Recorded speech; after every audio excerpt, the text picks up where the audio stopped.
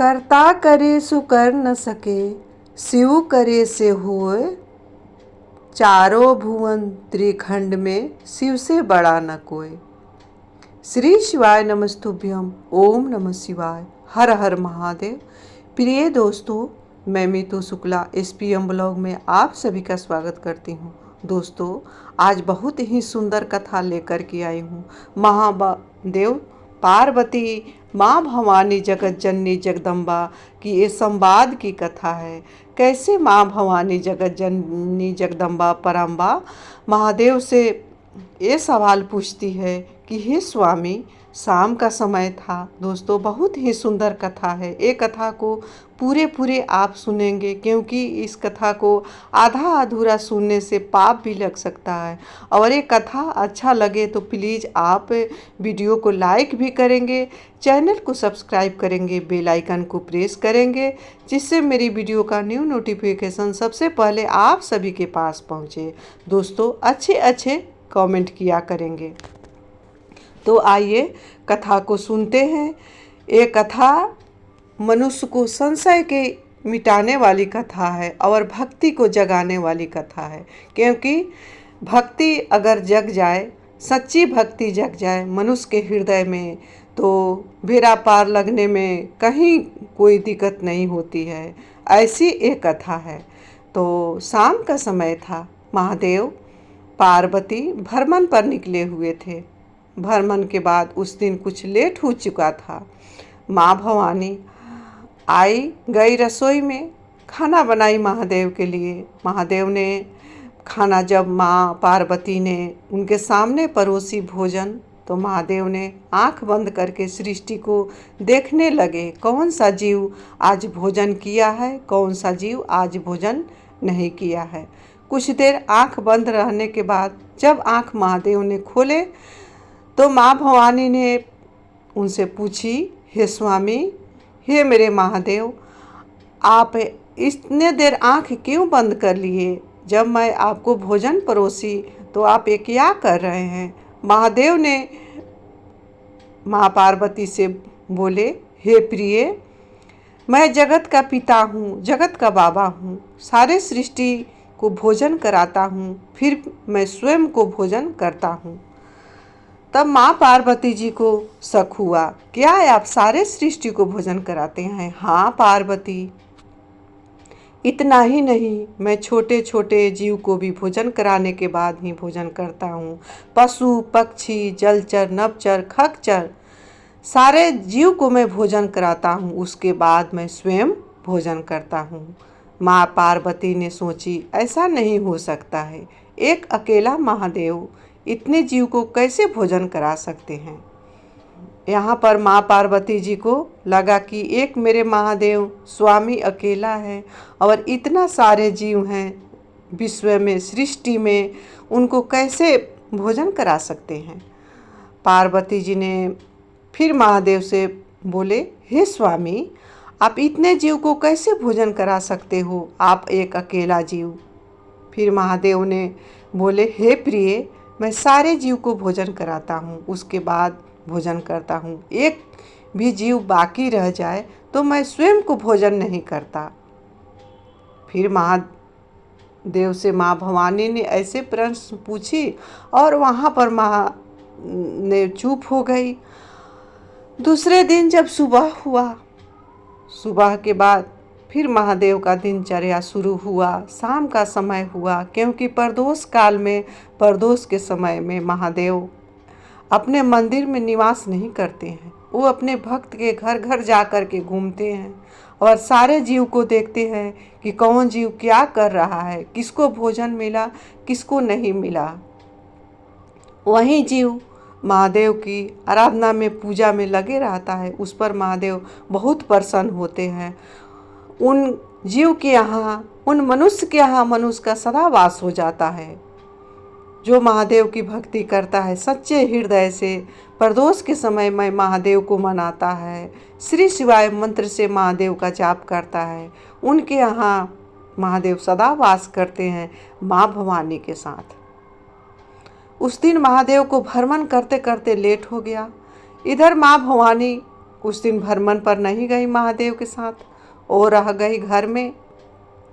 माँ भवानी बोली, हे महादेव, आप आज भ्रमण पर जाइए, मैं आज कुछ विशेष आपके लिए व्यंजन तैयार करने वाली हूँ, आपके लिए विशेष रसोई तैयार करने वाली हूँ। इस तरह से माँ भवानी ने महादेव को अकेले ही भ्रमण पर भेज दिया। महादेव को भ्रमण करते करते उस दिन काफ़ी लेट हो चुका था। जब भ्रमण से महादेव आए तो माँ भवानी ने कहा कि हे स्वामी, हे महादेव, आपने सारे सृष्टि को भोजन करा दिया। महादेव ने बोले कि हाँ प्रिय, मैं सारे सृष्टि को भोजन करा करके ही भोजन करता हूँ। माँ ने इधर जैसे महादेव भ्रमण पर गए तो माँ ने एक तितली को पकड़ लिया और पकड़ करके अपने सिंधोरा में बंद करके रख दी।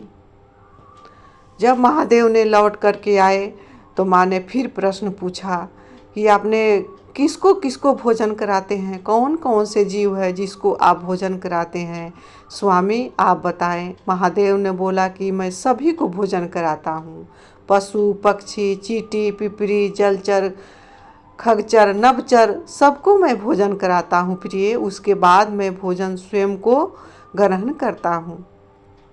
इतने सुनने के बाद माँ पार्वती जी ने अपने गई सिंधोरा को खोली और वो तितली को देखी कि क्या ये तितली की तो मैं सिंधोरा में बंद करके रखती हूँ, इसको कैसे महादेव ने भोजन कराया होगा, क्योंकि ये तो सिंधोरा में बंद है।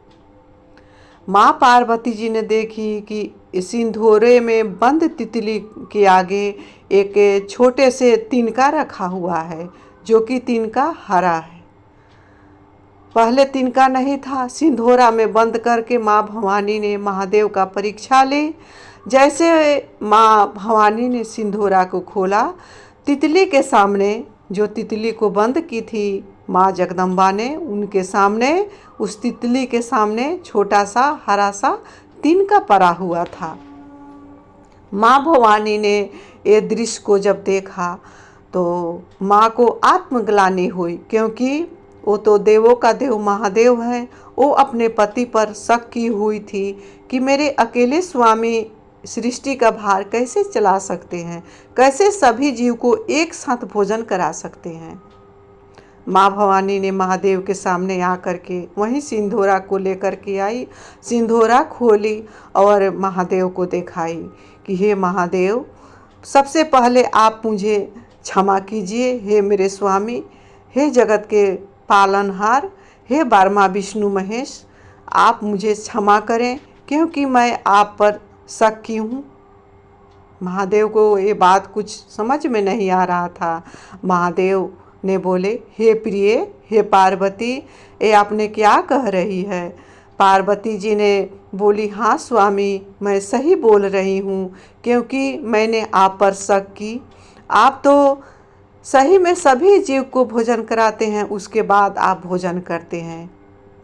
मैंने आपकी परीक्षा लेने के लिए एक तितली को एक सिंधोरे में बंद करके रख दी थी। आपने बोला था कि मैं सब जीव को भोजन कराता हूँ, मुझे विश्वास नहीं हुआ। आपकी परीक्षा के उद्देश्य से मैंने एक तितली को अपने सिंधोरे में बंद करके रख दी। जब आप लौटे, मैंने आपसे पूछी कि क्या आप सभी जीव को भोजन करा चुके हैं। आपने बोला कि हाँ, मैं सभी जीव को भोजन करा चुका हूँ, सभी जीव को भोजन कराने के बाद ही मैं भोजन करता हूँ। हे स्वामी, तब मैंने अपने सिंधोरे को खोला और उसमें तितली को देखा, उसके सामने हरा सा तिनका ये रखा हुआ है। स्वामी, आप मुझे क्षमा करें, क्योंकि आप सारे सृष्टि के पिता हैं, बाबा हैं, बाबुल हैं, आपने सारे सृष्टि का बागडोर संभाल रखा है। हे मेरे स्वामी, हे जगत के पिता, आप मुझे क्षमा कीजिए।